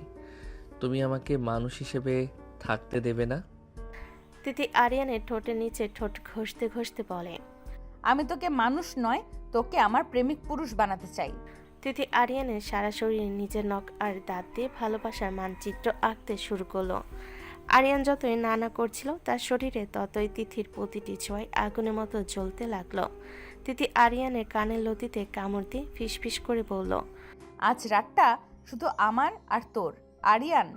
কাল আবার তুই আমার ঘর মুছবি, কিন্তু আজ তুই আমার রাজা। তুমি জঘন্য তিথি, কিন্তু আমি তোমার এই জঘন্য ভালোবাসাতেই মরতে চাই। ঘরের আলোটা আরিয়ানের তপ্ত নিঃশ্বাসে আর তিথির তৃপ্তির হাসিতে যেন আরো উজ্জ্বল হয়ে উঠল। বাইরে ঝুম বৃষ্টি শুরু হলো, যেন তারা এই অসম কিন্তু নিবিড় ভালোবাসাকে পাহারা দিচ্ছে। আরিয়ান বুঝলো এই তিথি দাপুটে যেমন ভয়ঙ্করী দাপুটে, তেমনি তার ভালোবাসার গভীরতা মাপার সাধ্য কোনো স্কেলে নেই। সে এখন আর পালানোর পথ খোঁজে না, বরং এই মায়াজালে আরও বেশি জড়িয়ে যেতে চায়। সকাল 9টা। আরিয়ান তখন স্বপ্নের ঘরে ভাবছিল সে একজন মস্ত বড় ড্রাগন শিকারী। হঠাৎ সে অনুভব করলো তার মুখে যেন হিমশীতল কোনো প্রলেপ দেওয়া হয়েছে। চোখ মুখ খুলে সে দেখল তিথি তার বুকের ওপর জাকিয়ে বসে আছে। সে এক হাতে একটা চ্যাপটা ব্রাশ আর অন্য হাতে এক বাটি হলদেটে আঠালো কাদা। একদম নড়বি না ছোট, স্পেশাল ফেস প্যাকটা শুকোতে 15 মিনিট লাগবে। বিয়ের পর তোকে একদম শুকনা শুটকির মতো দেখাচ্ছে। তিথি, তুমি কি শেষে আমার মুখে গোবর মাখাচ্ছ? ছাড়ো আমাকে। আমি ছেলে মানুষ, আমি কেন কাদা মাখবো? গোবর না রে বলদ, এটা মুলতানি মাটির টক দই আর নিম পাতার মিশ্রণ। তোর এই বাদর মার্কা চেহারাটা যদি একটু পাল্টায় তবেই আমার শান্তি। এই নে, চোখের নিচে এই শশা দুটো রাখ। ঠিক সেই মুহূর্তে ড্রয়িং রুমে দরজা ঠেলে ভেতরে ঢুকলো পল্টু, শান্ত আর মিতা। তারা আরিয়ানকে এই অবস্থায় দেখে হাসতে হাসতে মেঝেতে গড়াগড়ি খেতে শুরু করলো। ওরে মাগো, আরিয়ান, তুই কি শেষমেশ মিশরের মমি হওয়ার ট্রেনিং নিচ্ছিস নাকি? তোকে তো দেখে মনে হচ্ছে মাটি দিয়ে বানানো কোনো মূর্তি। আরিয়ান ভাইয়া, তোমাকে তো একদম সেই হরর মুভির জম্বিদের মতো লাগছে। তিথি আপু, তুমি কি একে মিউজিয়ামে পাঠাবে নাকি বিসর্জন নিতে নিয়ে যাবে? তো তোরা যা এখান থেকে। তিথি, এদের সরাও বলছি। আমার ইজ্জত কি আর ধুলোয় মিশতে বাকি আছে? তোমরা হাসাহাসি করো না তো। আরিয়ান এখন বিউটি ট্রিটমেন্টে আছে, ও মাঠে যাবে না। ও আজ আমার সাথে কাপড় কাচবে। কিরে ছোট, ঠিক বলেছি তো? মুখ ধোয়ার পর আরিয়ান একটু স্বস্তি পেয়েছিল, কিন্তু সেই স্বস্তি 5 মিনিটও টিকলো না। তিথি তাকে সোজা টেনে নিয়ে গেল কিচেনে। সেখানে মেঝেতে রাখা একটা গামলায় 5 কেজি ওজনের এক জোড়া জ্যান্ত বোয়াল মাছ থপাস থপাস করে লাফাচ্ছে। পাশে কাশেম ভাই আর রেশমি ভাবি পানের বাটা নিয়ে আনটাই বসেছেন। আরিয়ান, এই নে বটি। আজ কাশেম ভাইরা আমাদের এখানে লাঞ্চ করবেন। এই মাছ দুটো তোকে কাটতে হবে। আমি তো আবার জ্যান্ত মাছের ছটফটানি দেখলে ভয় পাই। ভয় তো আমি পাচ্ছি। আমি ফুটবল খেলি, মাছের সাথে কুস্তি করি না। কাশেম ভাই, আপনি বড় ভাই হয়ে কিছু বলুন না। আরে আরিয়ান, তিথি তোকে স্বাবলম্বী বানাচ্ছে রে। মাছ কাটলে হাতের কবজি জোর বাড়ে। যা, সাহস করে ধর। আরিয়ান নিরুপায় হয়ে মাছের লেজটা খপ করে ধরল, কিন্তু বোয়াল মাছটা ছিল অতি শয়তান। সে এক মরণ ঝাপটা দিল, আরিয়ানের হাত পিছলে গেল। মাছটা গায়ে পিচ্ছিল শ্যাওলা আর কালো পানি সরাসরি আরিয়ানের শার্টে আছড়ে পড়ল। আরিয়ান নিয়ন্ত্রণ হারিয়ে ময়লা বালতির ওপরই আছড়ে পড়ল। তিথি এক হাত কোমরে দিয়ে অন্য হাতে হাসি চেপে বলে, ও মা, আরিয়ান তো দেখি মাছ কাটতে গিয়ে নিজেই মাছের সাথে সাঁতার কাটতে শুরু করে দিল। তুই কি আস্ত একটা অপদার্থ? আরিয়ান ভাইয়া, ডাঙ্গাই তো বাঘ রাজা, কিন্তু রান্নাঘরে তুমি তো দেখি ভেজা বেড়াল। মিতা রান্নাঘরের দরজায় দাঁড়িয়ে চিৎকার করছে। আরিয়ান গা ঝাড়তে ঝাড়তে রাগে চিৎকার করে, আমি আর মাছ কাটবো না। আমি এখনই বাড়ি ছেড়ে চলে যাব। তিথি আরিয়ানের ঘাত ধরে টেনে তুলে, যাবি মানে? কোথায় যাবি? এই মাছ কাটা শেষ না হলে আজ তোকে বাথরুমে তালা মেরে রাখবো। যা, ধুয়ে পরিষ্কার করে আবার বস। বিকালবেলা মোহনারা চলে যাওয়ার পর বাড়িটা একটু শান্ত হয়েছে। আরিয়ান মন খারাপ করে বারান্দায় এক কোণায় টুলের ওপর বসে আকাশ দেখছিল। তার মনে হচ্ছিল সে পৃথিবীর সবচেয়ে দুর্ভাগা স্বামী। ঠিক তখনই তিথি একটা লাল পাড় সাদা শাড়ি পরে বারান্দায় এলো। তিথি আরিয়ানের পাশে বসে তার কাঁধে মাথা রাখলো। কি হলো?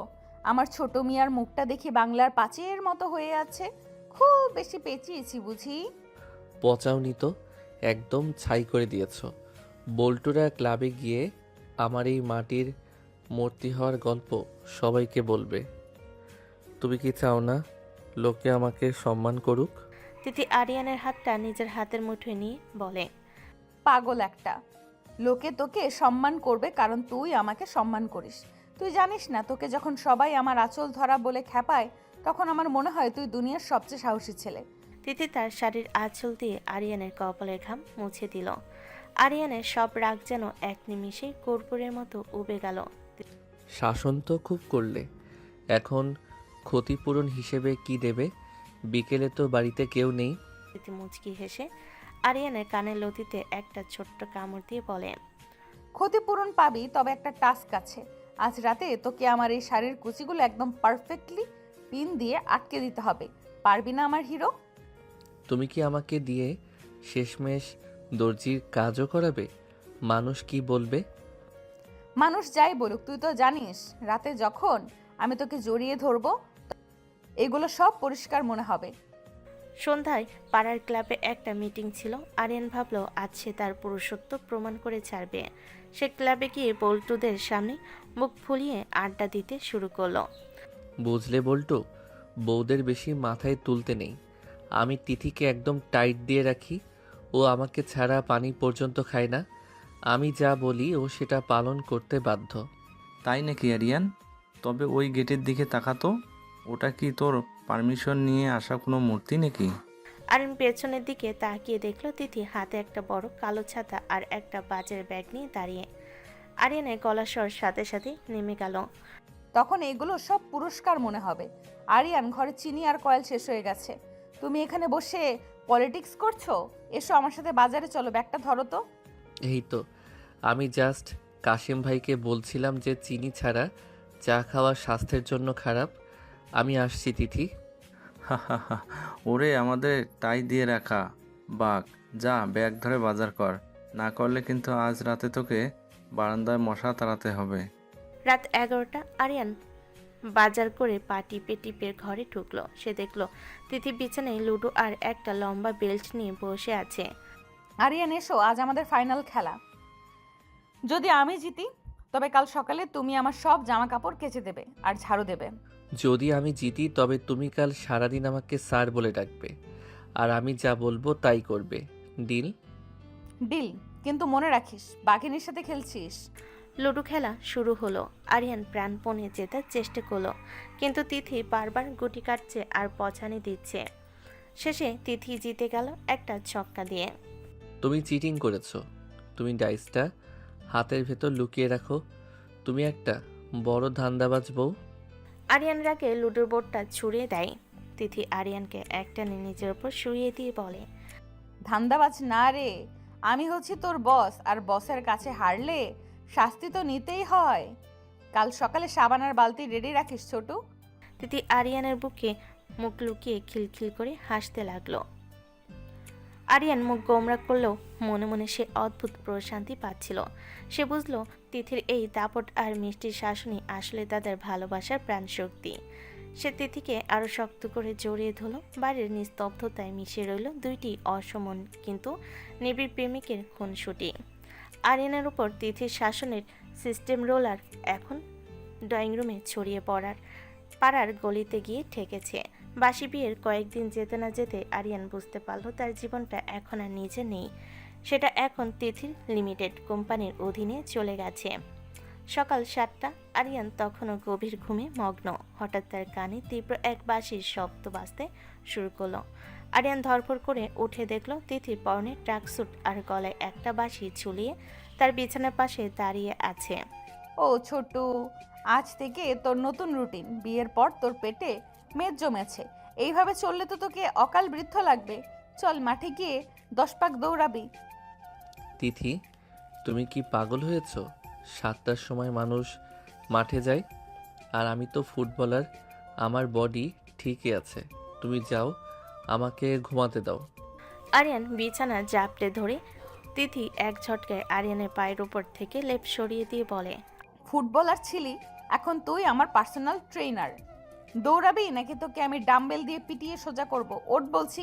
আরিয়ান কোনো মতে চোখ কসলাতে কসলাতে মাঠে গেল। সেখানে পাড়ার মুরব্বীরা হাঁটছিলেন। আরিয়ানকে তিথির পেছন পেছন ভেজা বিড়ালের মতো দৌড়াতে দেখে কাশেম ভাই হাসতে হাসতে এগিয়ে এলেন। কি রে আরিয়ান, তিথি তোকে কি অলিম্পিকের জন্য তৈরি করছে নাকি? কাশেম ভাই, অলিম্পিক না, ও আমাকে কবরে পাঠানোর ব্যবস্থা করছে। দেখুন না, নিজে সাইকেলে যাচ্ছে আর আমাকে দৌড়াচ্ছে। তিথি সাইকেল থেকে বাঁশি বাজিয়ে বলে, কথা বলবি না আরিয়ান, স্পিড বাড়া, না হলে আজ নাস্তায় শুধু কাঁচা ছোলা আর পানি পাবি। মাঠ থেকে ফেরার পর আরিয়ান ভেবেছিল এবার হয়তো 1 কাপ চা আর নাস্তা পাবে, কিন্তু রান্নাঘরে গিয়ে সে দেখল এক ভয়াবহ দৃশ্য। তিথি বিশাল এক শিলপাটা নিয়ে বসে আছে, তার পাশে এক গাদা শুকনো মরিচ। আরিয়ান এসো, আজ আমাদের বাসায় মিতা আর বল্টুরা দুপুরে খাবার খাবে। মিক্সার গ্রাইন্ডারটা আজই নষ্ট হতে হলো। এই তোকে এই মরিচগুলো মিহি করে বাটতে হবে।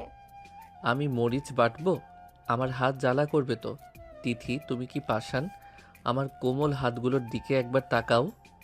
তিথি আরিয়ানের হাতে শিলটা ধরিয়ে দিয়ে বলে, হাত কোমল থাকলে তো বাটতে সুবিধা হবে। শুরু কর, যদি মরিচের গুঁড়ো চোখে যায় তবে আমি ফু দেব, কিন্তু বাটা থামাতে পারবি না। আরিয়ান যখন মরিচ বাড়ছে তখন তার চোখ দিয়ে অঝরে পানি পড়ছে। ঠিক সেই সময় রান্নাঘরে উকি দিল মিতা। ওরে মাগো, আরিয়ান ভাইয়া, তুমি কি বউয়ের শোকে কাঁদছো নাকি মরিচের ছালে? মিতা, তুই যা এখান থেকে। তিথি আপু, মানে তিথি আমাকে দিয়ে জোর করে এসব করাচ্ছে। ও মানুষ না, ও একটা জানোয়ার। তিথি পেছন থেকে আরিয়ানের কানে একটা চিমটি কেটে বলে, জানোয়ারের রান্না করা মাংসই তো আজ চেটেপুটে খাবি। বাটতে থাক, ফিনিশিং যেন ভালো হয়। বিকেলবেলা খাওয়ার পর সবাই চলে গেছে। আরিয়ান বারান্দায় ইজি চেয়ারে বসে ঝিমুচ্ছে। রোদটা এসে পড়েছে। ঠিক তখনই তিথি লম্বা ভেজা চুল এলিয়ে দিয়ে আরিয়ানের কোলের কাছে একটা পিঁড়ি পেতে বসলো। তার হাতে একটা চিরুনি আর তেলের বোতল। আরিয়ান, আমার চুলগুলো খুব জট পাকিয়ে আছে, একটু আছড়ে দিবি। আর শোন, খুব সাবধানে যেন একটা চুলও না ছেড়ে। আমি চুল আঁচড়াবো? আমি কি নাপিত? তুমি কি আমাকে দিয়ে সব কাজ করিয়ে ছাড়বে? তিথি আরিয়ানের হাতের তালুতে নিজের গালটা ঘষে দিয়ে বলে, নাপিত হবি কেন? তুই আমার প্রিয় মানুষ। প্রিয় মানুষের হাতে চুল আঁচড়ানো যে কত শান্তির তুই বুঝবি না। নে, চিরুনি ধর। আরিয়ান অনিচ্ছা সত্ত্বেও চিরুনি হাতে নিল। তিথি রেশমি চুলে চিরুনি চালাতে চালাতে এক অদ্ভুত মায়া অনুভব করলো। তিথির গায়ে সেই শ্যাম্পুর সুবাস আর বিকেলে নরম আলোয় আরিয়ানের সব ক্লান্তি ধুয়ে গেল। তুমি মাঝে মাঝে খুব বেশি দাপট দেখাও তিথি, আমার ভয় লাগে। তিথি পেছনে ফিরে আরিয়ানের চোখের দিকে তাকিয়ে মুচকি হেসে বলে, ভয় না দেখালে কি তুই এই বখাটে থেকে সংসারী হতিস? শোন ছোট, তোকে আমি শাসন করি কারণ তোকে আমি হারাতে চাই না। তিথি হুট করে আরিয়ানের হাতের তালুতে একটা গভীর চুমু খেলো। আরিয়ান লজ্জায় লাল হয়ে গেল। সে বুঝলো তিথির এই হঠাৎ আদরগুলোই তার সব শাসনের টনিক হিসেবে কাজ করে। সন্ধ্যায় পাড়ার ক্লাবে ক্যারাম টুর্নামেন্ট ছিল। আরিয়ান ভাবলো আজ সে সবাইকে আর হতাশ দেখাবে না। সে বল্টু আর শান্তর সাথে বাজি ধরল। তোরা দেখিস, আজ আমি সব স্ট্রাইক দিয়ে বোর্ড সার্ভ করব। তিথি আজ বাড়িতে নেই, আজ আমি মুক্ত। তাই নাকি? তারপর ওই ছায়াটা কার? আরিয়ান দেখলো তিথি ক্লাবের জানালার পাশে দাঁড়িয়ে আইসক্রিম খাচ্ছে আর তার দিকে তাকিয়ে চোখ টিপছে। আরিয়ান হাত কেঁপে গেল। স্ট্রাইকার মারতে গিয়ে সে গুটি তো দূরে থাক, নিজের আঙ্গুলে চোট পেল। তিথি ভেতরে ঢুকে, কি হলো আরিয়ান? গুটি কি নড়ছে না? এসো, আমি তোমাকে হেল্প করি। না না, আমি জাস্ট প্র্যাকটিস করছিলাম। চলো চলো, বাড়ি চলো। ওরে বাঘের বাচ্চা, বউকে দেখে তো দেখি তোর স্ট্রাইকারও উল্টে দিকে দৌড় দেয়। রাত 10টা। আরিয়ান আর তিথি শোয়ার ঘরে। আরিয়ান আজ খুব ক্লান্ত, সে চাইছিল একটু শান্তিতে ঘুমাতে, কিন্তু তিথি এক নতুন দাবি নিয়ে হাজির। আরিয়ান, আজ রাতে আমরা একটা গেম খেলবো। যদি তুমি আমাকে হাসাতে পারো তবে কাল সকালে তোমাকে কোনো কাজ করতে হবে না, আর যদি না পারো?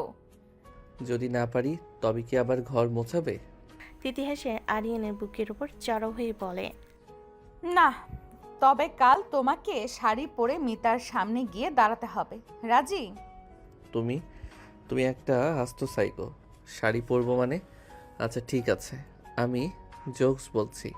আরিয়ান একের পর এক পচা জোকস বলতে শুরু করলো, কিন্তু তিথি গম্ভীর হয়ে বসে রইল। শেষে আরিয়ান হাল ছেড়ে দিয়ে মুখ ভেঙচি কাটলো। আর তিথি হাসি ধরে রাখতে পারল না, সে আরিয়ানকে জাপটে ধরে বিছানায় গড়িয়ে পড়ল। হেরে গেছিস ছোট, কাল সকালে শাড়িটা কিন্তু আমিই পরিয়ে দেব। এখন ঘুমা, কালকের দিনটা তোর জন্য খুব ইন্টারেস্টিং হতে যাচ্ছে। আরিয়ান বালিশে মুখ গুজে মনে মনে ভাবল, এই ডাইনির খপ্পর থেকে আমার কি কোনো দিন মুক্তি নেই? কিন্তু তিথির উষ্ণ স্পর্শে সে যখন ঘুমিয়ে পড়ল, তখন তার ঠোঁটের কোণে এক চিলতে সুখের হাসি লেগেছিল। আরিয়ানের জীবনটা হয়তো আগের মতো নেই, কিন্তু এই অশান্তির মধ্যে সে এক অদ্ভুত মায়া খুঁজে পেয়েছে। দুদিন পর সাজেকের এক বিলাসবহুল রিসোর্টের সামনে দাঁড়িয়ে আরিয়ান তার পিঠে বিশাল বড় এক ব্যাকপ্যাক, দুই হাতে দুটো ট্রলি ব্যাগ আর ঘাড়ের উপর তিথির ভ্যানিটি ব্যাগ ঝুলছে। তিথি একটা সানগ্লাস পরে আরিয়ানের আগে আগে রাজকীয় ভঙ্গিতে হেঁটে যাচ্ছে। কিরে ছোট, অত হাঁপাচ্ছিস কেন? একটু এইটুকু পাহাড় বইতে গিয়ে যদি দম শেষ হয়ে যায় তবে তোকে নিয়ে আমি ভবিষ্যতে হিমালয়ে যাব কি করে? হিমালয়? তুমি কি আমাকে জ্যান্ত কবর দিতে চাও? 4টে ব্যাগ আমার উপর চাপিয়ে দিয়ে তুমি খালি হাতে হাঁটছো আর বলছো আমি হাঁপাচ্ছি কেন? আমি কি কুলি?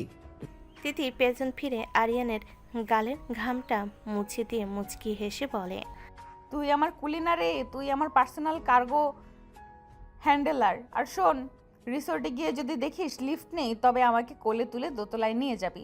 এইটা তোর আজকের ওয়ার্কআউট। তোমাকে কোলে তুলে সিঁড়ি দিয়ে উঠবো? তোমার কি ওজন কম? রিসোর্টের লোকজন দেখলে ভাববে আমি সার্কাসের গাধা। গাধা হবি কেন? সবাই ভাবে তুই কতটা রোমান্টিক।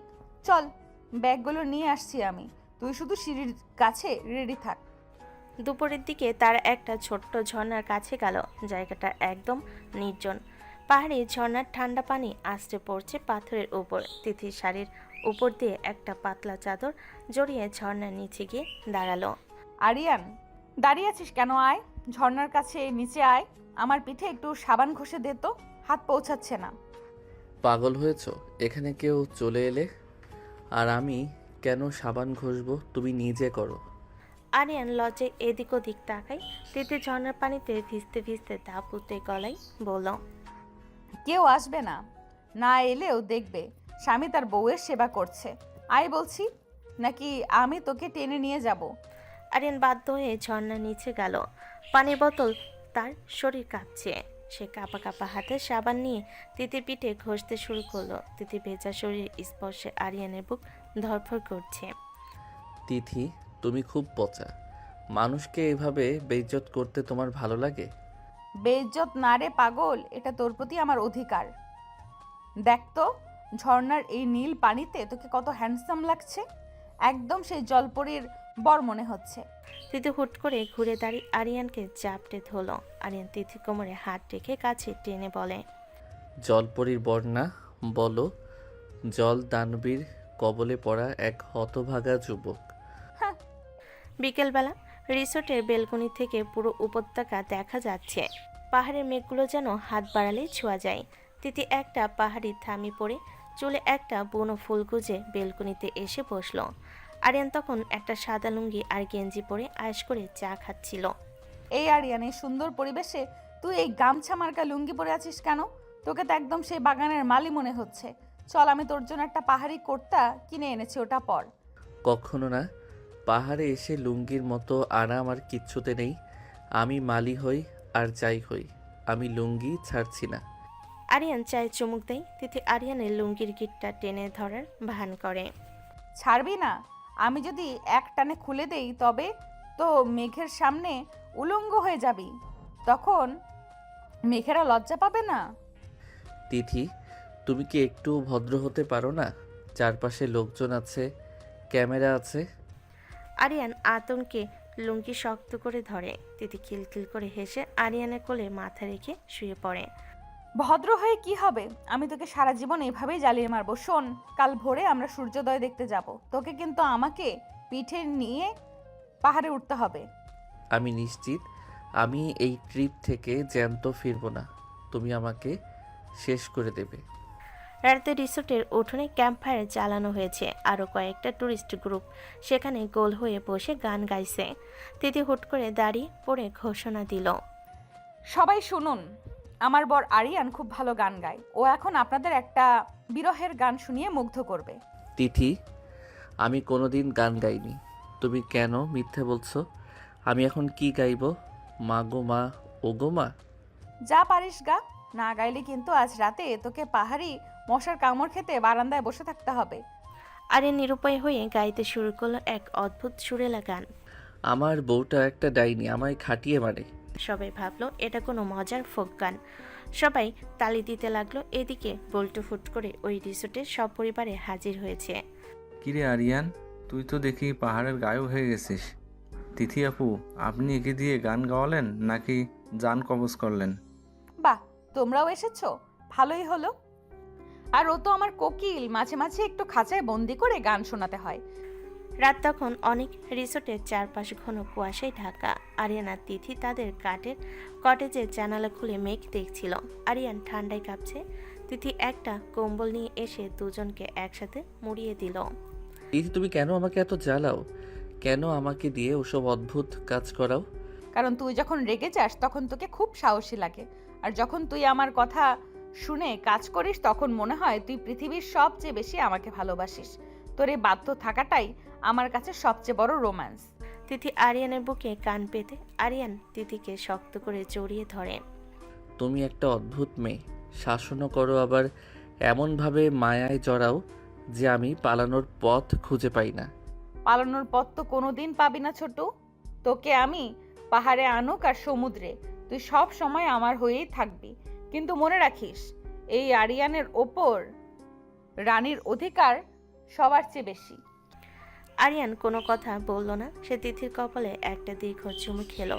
বাইরে পাহাড়ের মেঘেরা নাচছে, আর ঘরের ভেতর দুই অসম কিন্তু নিবিড় প্রেমে পাগল দম্পতি মান অভিমান আর শাসনের এক নতুন গল্প লেখা হচ্ছে।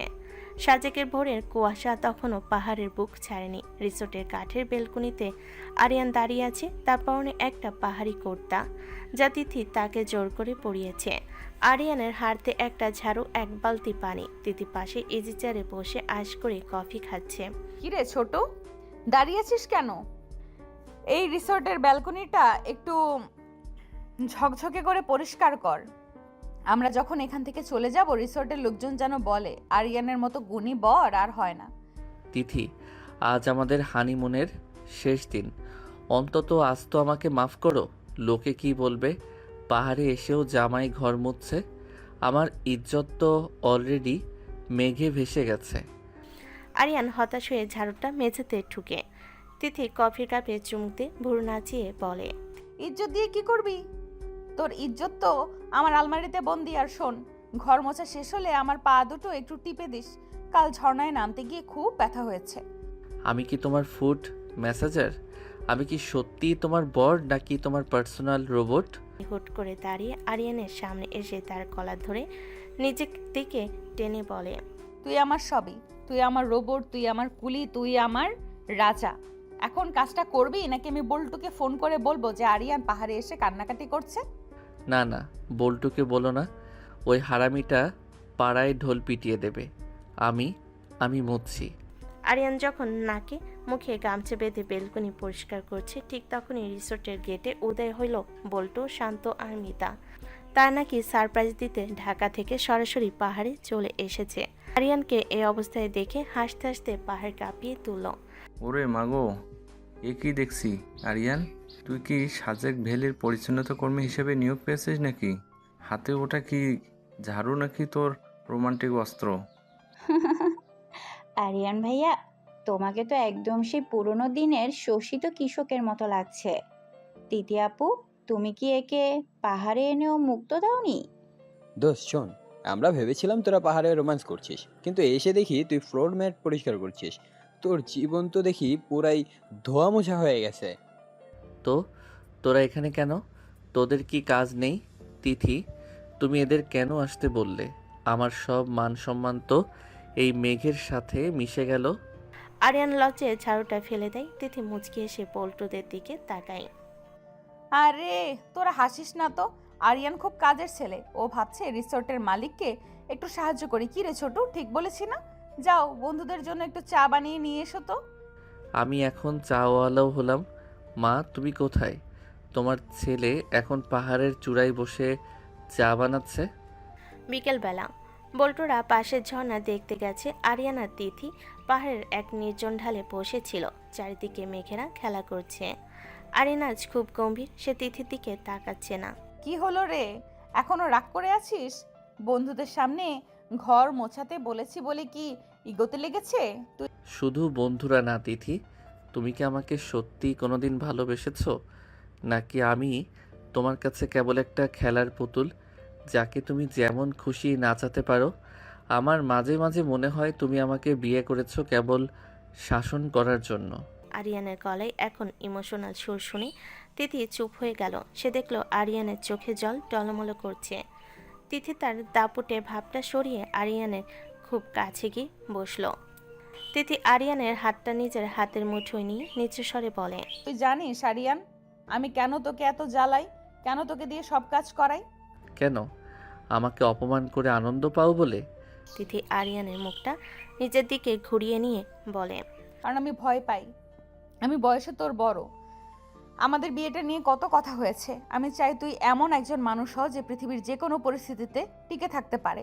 আমি তোকে শাসন করি যাতে তোকে কেউ অযোগ্য বলতে না পারে। তোকে যখন আমি কাজ করতে দেখি তখন আমার মনে হয় তুই আমার জীবনের সবচেয়ে শক্তিশালী খুঁটি। তিথির চোখও আজ পানি। সে আরিয়ানের বুকে মাথা রাখলো। আরিয়ান অনুভব করলো তিথির এই দাপট আসলে এক বিশাল ভালোবাসার ঢাল।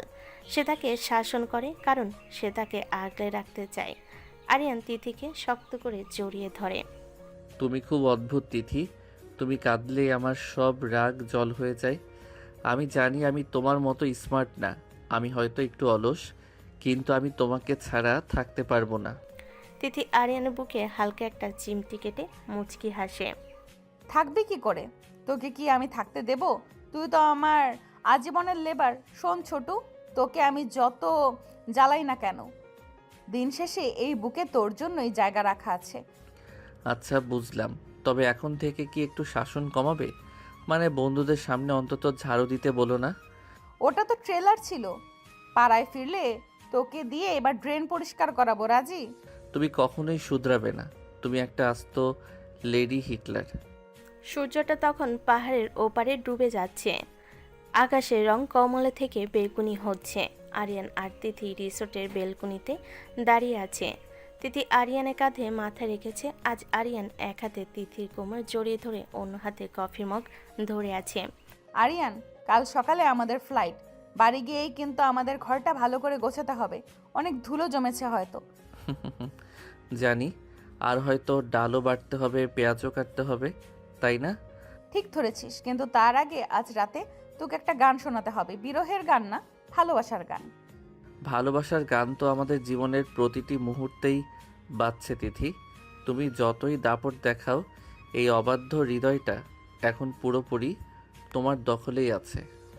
মেঘেরা যেন সাক্ষী হয়ে রইল এই অদ্ভুত জুটির। আরিয়ান বুঝলো মুক্তি পাওয়ার চেয়ে এই মিষ্টি বন্দিত্ব অনেক বেশি আরামের। তিথির শাসনই তার শাসন, আর তিথির আদরের মধ্যে তার আসল ঘর। এভাবেই পাহাড়ের নিস্তব্ধতায় মিশে রইল তাদের হাসাহাসি, ঝগড়া আর না পুরনো এক গভীর প্রেমের আখ্যান।